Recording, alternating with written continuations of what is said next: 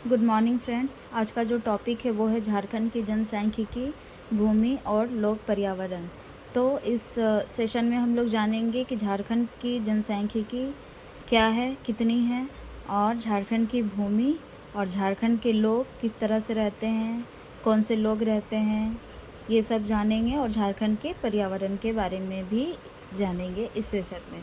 तो सबसे पहले हम लोग जानेंगे झारखंड की जनसांख्यिकी। जनगणना 2011 के अनुसार झारखंड की आबादी लगभग 3.29 करोड़ है। तो ये जनगणना 2011 के अनुसार ही लिया गया है। अभी तो आबादी बहुत ज़्यादा बढ़ गई है, लेकिन ये 2011 की जनगणना के अनुसार 3.29 करोड़ है, जो भारत की कुल जनसंख्या का 2.72% है। जो भारत की कुल जनसंख्या, उसका जो हमारा जो आबादी है, झारखंड का जो आबादी है, वो 2.72% है। यहाँ का लिंगानुपात 947 स्त्री प्रति 1000 पुरुष है, यानी 1000 पुरुष में स्त्रियाँ कितनी हैं? 947। प्रतिवर्ष किलोमीटर जनसंख्या का घनत्व लगभग 414 है। ये है झारखंड की जनसांख्यिकी। अब हम लोग जानेंगे झारखंड के लोग। झारखंड के क्षेत्र विभिन्न भाषाओं, संस्कृतियों एवं धर्मों का संगम क्षेत्र कहा जाता है। तो झारखंड जो है, झारखंड में विभिन्न भाषाएं बोलने वाले लोग और विभिन्न प्रकार के संस्कृति और धर्मों को मानने वाले लोग रहते हैं झारखंड में। आर्य, ऑस्ट्रो एशियाई एवं द्रविड़ समूह की भाषाएं यहाँ बोली जाती हैं। तो कितने तरह की भाषाएं बोली जाती हैं? 4। आर्य, ऑस्ट्रो एशियाई एवं द्रविड़, इतने तरह की भाषाएं यहाँ पे बोली जाती हैं, जिसमें से मुख्य जो भाषा बोली जाती हैं वो है हिंदी, संथाली, बंगाली, नागपुरी, खोरठा और पंच परगनिया और कुड़माली। 1 2 3 4 5 6 7, यहाँ पे 7 यानी 7 मुख्य भाषाएं यहाँ पे बोली जाती हैं।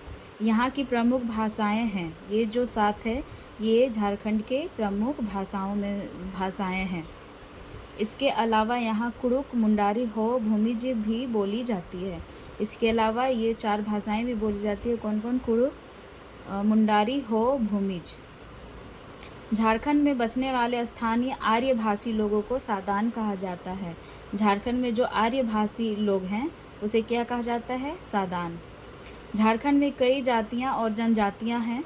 यहाँ की आबादी में 26% अनुसूचित जनजाति और 12% अनुसूचित जाति शामिल हैं।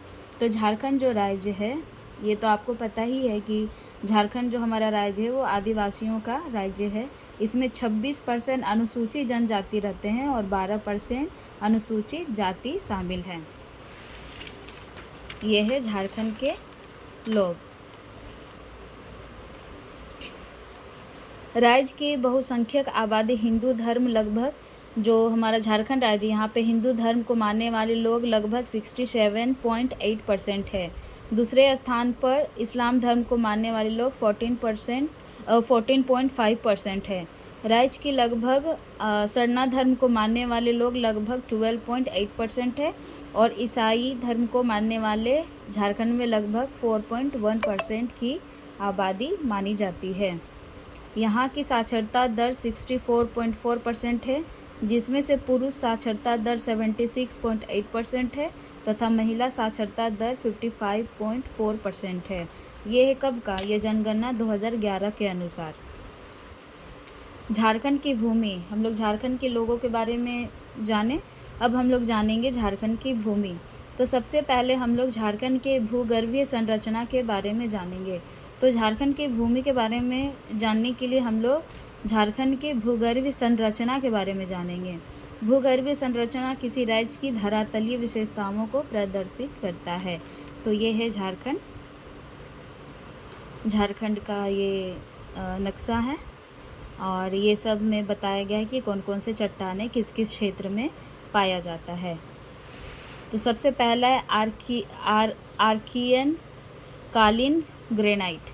तो इसके बारे में हम लोग पढ़ेंगे कि ये क्या है। आर्कियन कालीन ग्रेनाइट चट्टान क्या है? ये बहुत प्राचीनतम चट्टान है। ये बहुत ही ज़्यादा पुराना चट्टान है जो झारखंड के लगभग, देखिए, हर क्षेत्र में पाया जा रहा है। ये है साइन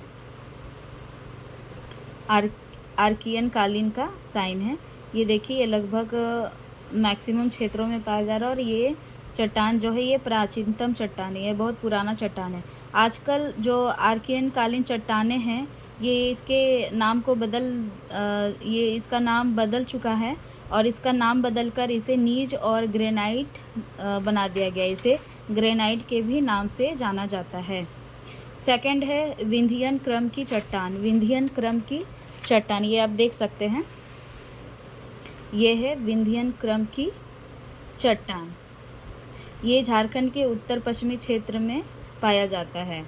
ये है उत्तर पश्चिमी के क्षेत्र में, इधर उत्तर है और इधर ये पूरब, पश्चिम, उत्तर, दक्षिण, तो ये उत्तर वाली पश्चिमी इलाके में पाया जाता है। ये चट्टान झारखंड के उत्तर पश्चिमी क्षेत्र में मिलता है, जहाँ से सोना नदी गुजरती है। यहाँ से ही सोना नदी गुजरती है। यहाँ पर चूना पत्थर मिलता है। विंध्यन क्रम चट्टान का आगे निकला हुआ पार्ट पारसनाथ का ऊपरी वाला क्षेत्र है। तो ये आप देख सकते हैं, ये थोड़ा सा ऊपर वाला भाग जो है ये यहीं पे पारसनाथ है, ठीक है। तो ये इसका जो चट्टान है, इसका जो ऊपर वाला चट्टान है वही है पारसनाथ। इसी को पारसनाथ कहा जाता है, इसी के ऊपर वाला चट्टान। तीसरा है गोंडवाना चट्टान।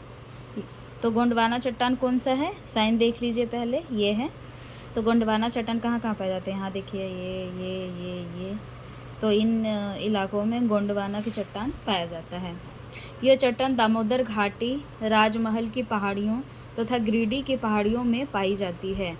इस चट्टान में कोयला के विशेष परतें पाई जाती हैं। इस चट्टानों में ही ज़्यादातर कोयला पाया जाता है कि विशेष परतें पाई जाती हैं।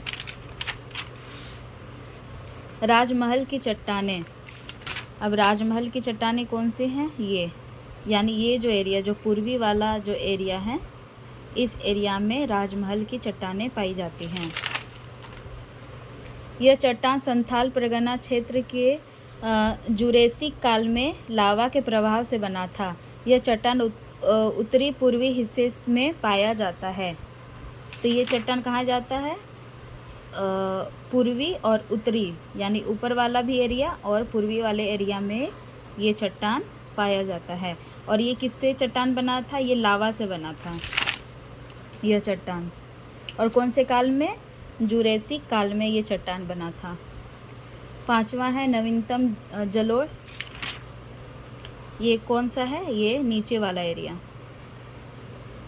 दक्षिण वाले एरिया में है ये नवीनतम जलोढ़, और ऊपर वाले एरिया में भी है उत्तरी वाले एरिया में भी है और दक्षिणी वाले एरिया में भी है नवीनतम जलोढ़। इसका निर्माण मिट्टी के सांचा एवं नदियों के कटाव के फलस्वरूप हुआ है एवं वर्तमान समय में भी जारी है। यानी जो मिट्टी का मिट्टी जो कटता है और मिट्टी के कटने के फलस्वरूप ही इस नवीनतम जलोढ़ का ये हुआ है, नवीनतम जलोढ़ चट्टान आया है। अब हम लोग जानेंगे झारखंड के पर्यावरण के बारे में। तो सबसे पहले हम लोग पर्यावरण के बारे में जानेंगे कि पर्यावरण होता क्या है, देन फिर हम लोग जानेंगे कि झारखंड का पर्यावरण किस तरह से है। पर्यावरण दो शब्दों से मिलकर बना है, परि प्लस आवरण, जिसका शाब्दिक अर्थ है परितः एवं आवृत्ति। यानी परितः एवं आवृत्ति से पर्यावरण बना है, परिआवरण। परितः से तात्पर्य है चारों ओर एवं आवृत्ति से तात्पर्य है ढका होना, अर्थात समस्त जीवनधारियों एवं वनस्पतियों के चारों तरफ व्याप्त आवरण पर्यावरण कहा जाता है। पर्यावरण के प्रमुख घटक हैं, पहला है अजैविक, स्थल, वायु, जल। अजैविक में क्या क्या आता है, अजैविक, जैविक और ऊर्जा। तो इसमें क्या क्या आता है, स्थल आता है, वायु आता है, जल आता है। जैविक में क्या आता है, पादप, जंतु, सूक्ष्म जीव। और ऊर्जा में क्या आता है, सौरिक और भूतापीय। अब हम लोग जानेंगे झारखंड का पर्यावरण, कि झारखंड का जो पर्यावरण है वो किस तरह से है। मनुष्य पर्यावरण का एक महत्वपूर्ण भाग है, परंतु निरंतर जनसंख्या में वृद्धि होने के कारण प्राकृतिक संसाधनों का अत्यधिक उपयोग और तेज़ी से दोहन हो रहा है, जिसके परिणाम स्वरूप मृदा निम्नीकरण, जैव विविधता में कमी और वायु जल स्रोतों के प्रदूषण के रूप में दिखाई पड़ रहा है। जो पर्यावरण है, झारखंड का जो पर्यावरण है उसमें क्या है, पर्यावरण का एक सबसे जो पर्यावरण का नष्ट होना का सबसे मुख्य कारण है जनसंख्या। जनसंख्या की वृद्धि होने के कारण क्या हो रहा है, जो वाहन हैं वो बढ़ रहे हैं, अत्यधिक संसाधनों का उपयोग किया जा रहा है, फैक्ट्रियां लगाई जा रही हैं, पेड़ काटे जा रहे हैं, रोड बनाए जा रहे हैं जिससे पेड़ काटे जा रहे हैं, और इन्हीं सभी कारणों की वजह से झारखंड का पर्यावरण जो है वो धीरे धीरे नष्ट होते जा रहा है। अब झारखंड का पर्यावरण प्रदूषण हो गया इन कारणों की वजह से। तो जो प्रदूषण होने का जो कारण है वो ये पर्यावरण प्रदूषण के जो प्रकार हैं वो हम जानेंगे कि प्रदूषण किस प्रकार से हो रहा है पर्यावरण का, झारखंड का पर्यावरण का। तो सबसे पहला जो है वो है वायु प्रदूषण, देन फिर जल प्रदूषण, मृदा प्रदूषण और ध्वनि प्रदूषण। चलिए हम लोग इसके बारे में जानते हैं कि किन कारणों की वजह से जो झारखंड का जो पर्यावरण है वो प्रदूषित हो रहा है। वायु प्रदूषण, वातावरण में जहरीली गैसों के मिलाप से वायु प्रदूषण की उत्पत्ति होती है। इसका मुख्य कारण उद्योगों और वाहनों से निकलने वाला धुआं है, जिसके कारण बहुत सारी बीमारियां उत्पन्न होती हैं, जैसे कि सांस लेने में दिक्कत इत्यादि। तो जनसंख्या के कारण वाहन भी बढ़ गया और वाहनों से निकलने वाला जो जहरीली गैस है उससे बीमारियां हो रही हैं, और जिसके कारण वायु प्रदूषण हो रहा है। जल प्रदूषण, बढ़ती जनसंख्या और लगातार दामोदर नदी में प्रतिदिन 130 मिलियन लीटर फैक्ट्रियों से बहने वाला गंदा पानी एवं 65 मिलियन लीटर घरेलू मल और जल प्रदूषण का मुख्य कारण है। तो जल प्रदूषण का मुख्य कारण क्या है, जनसंख्या ही है, क्योंकि जनसंख्या के कारण जो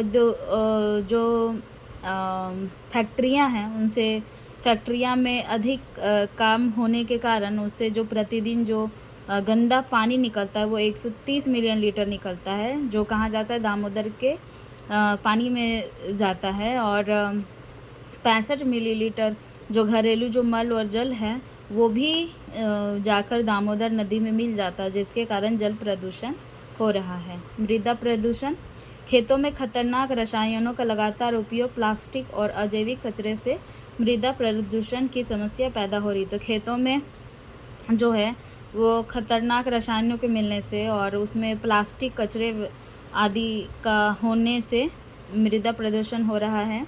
झारखंड राज्य में करीब 10 लाख हेक्टेयर कृषि भूमि अम्लीय है, मतलब जो झारखंड राज्य में जो करीब 10 लाख हेक्टेयर कृषि जो भूमि है वो खराब हो रहा है और ख़राब हो चुका है।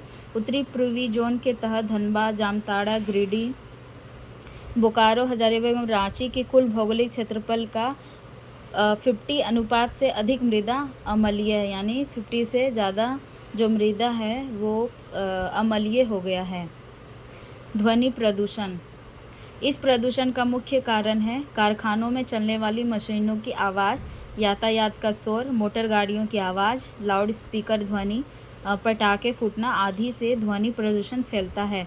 तो ये सब का मुख्य कारण क्या है, कारखानों का चलना, लगातार कारखानों का चलना, वहाँ से आवाज़ें आना, मशीनों का आवाज़ आना, जो गाड़ियाँ चल रही हैं उससे शोर मचना, जैसे आजकल की जो मोटरसाइकिलें हैं उसमें कितना बहुत तेज़ी से आवाज़ आता है, जिसके कारण भी ध्वनि प्रदूषण हो रहा है।